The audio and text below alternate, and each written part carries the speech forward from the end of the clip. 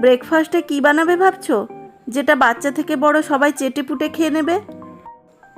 হাতের কাছে যদি মাত্র 4টে পাউরুটি স্লাইস থাকে, তাই দিয়েই বানিয়ে নিতে পারবে একটা দুর্দান্ত স্বাদের ব্রেকফাস্ট। বাড়িতে থাকা সামান্য কয়েকটা উপকরণ দিয়েই বানিয়ে নিতে পারবে। বানানো খুব সহজ আর অল্প সময়ে ঝটপট বানিয়ে নিতে পারবে। এটাকে কি নাম দেওয়া যায়?